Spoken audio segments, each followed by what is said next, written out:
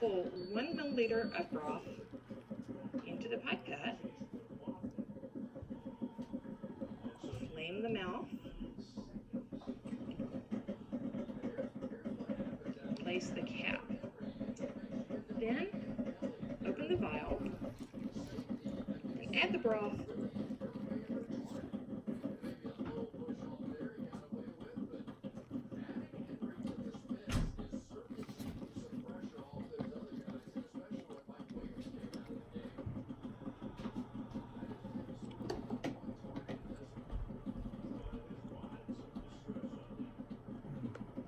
To the culture pellet,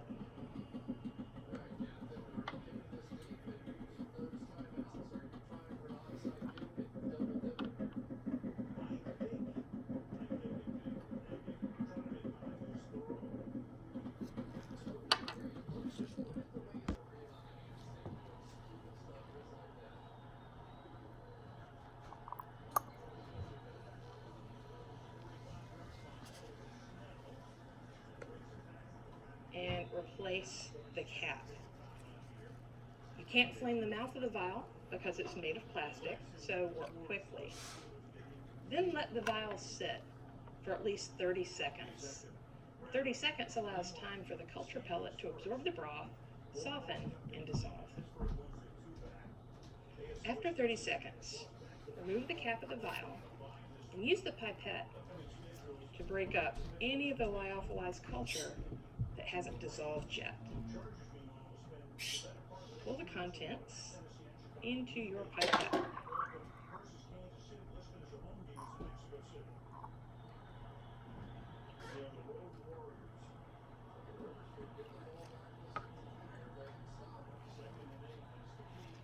Then open the triptych soy broth,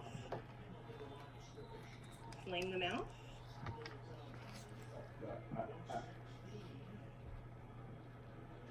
add the pellet,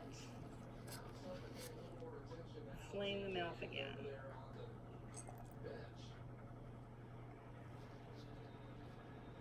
Place the cap and allow this culture to incubate for 24 to 48 hours with the cap slightly loose.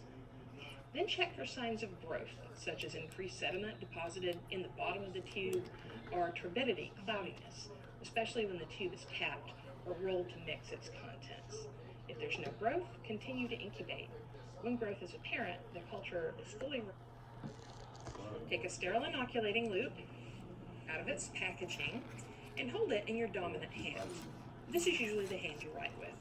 Hold the culture in the opposite hand. Next, remove the cap from the culture tube.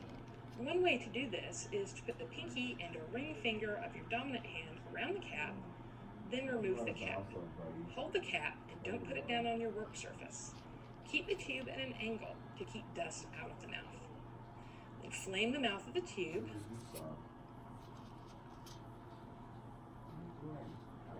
And use the loop to remove a small amount of inoculum.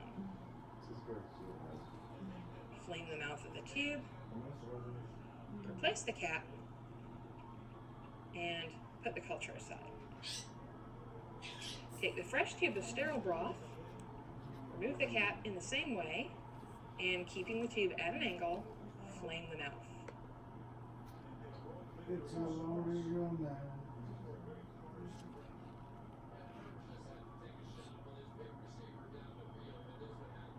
I will get you. Come here. Who holds you?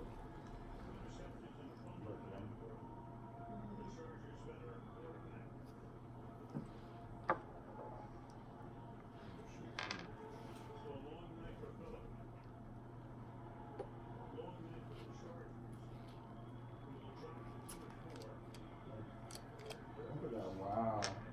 Look at that. Oh, look.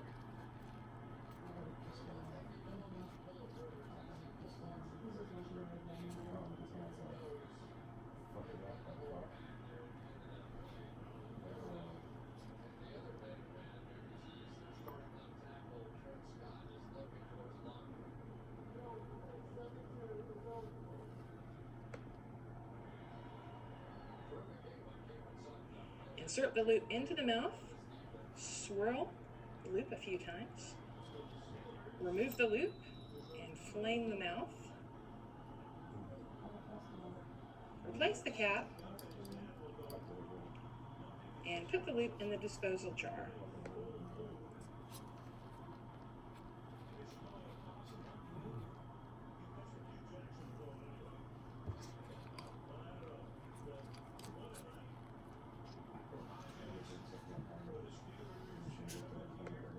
To incubate, make sure that the cap is a little loose, and then allow time for growth.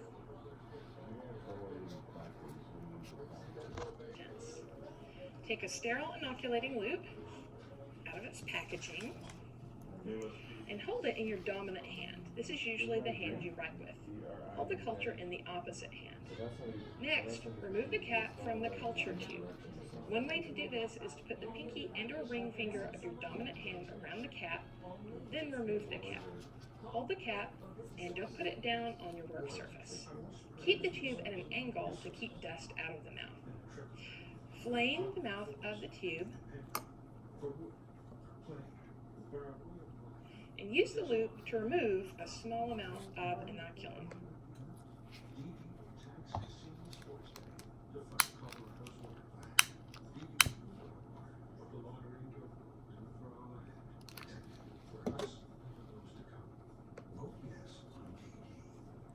Flame the mouth of the tube, replace the cap, and put the culture aside. Take the auger slant, remove the cap in the same way, and keeping the tube at an angle, flame the mouth.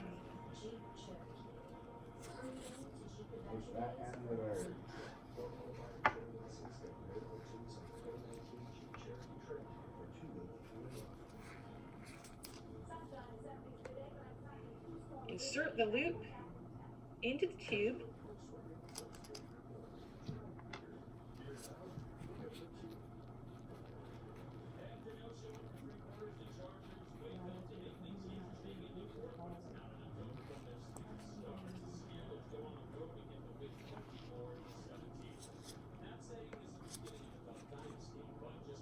and touch it to the surface of the auger very gently.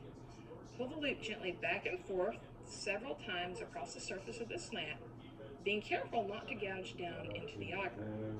Remove the loop, flame the mouth, replace the cap,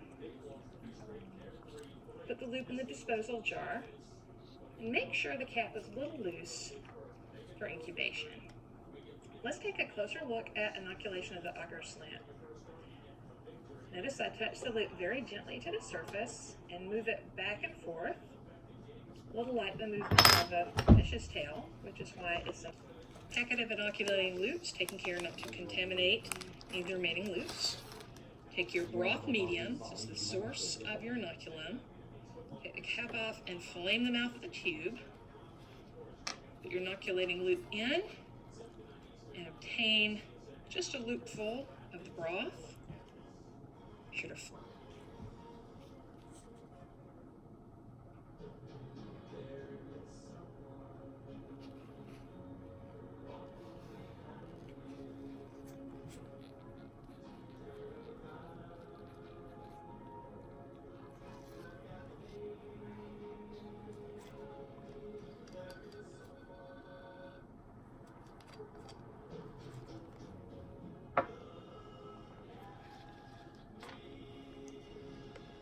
Aim the mouth of the broth tube before you replace the cap and set it aside. Now you're ready to introduce the loop of broth containing your microbes into your plate. You'll notice that I'm going to open the lid of the plate just a small amount, a little bit like a clam opening its shell. I'm not removing the lid all the way. Going in with the inoculating loop and spreading the contents of the loop across the surface of the auger, and closing the lid immediately afterwards. In order to incubate this plate, I would want to invert it, turn it upside down, and put appropriate labeling on it prior to incubation. Now let's look at the same procedure using a pipette. Your transfer pipette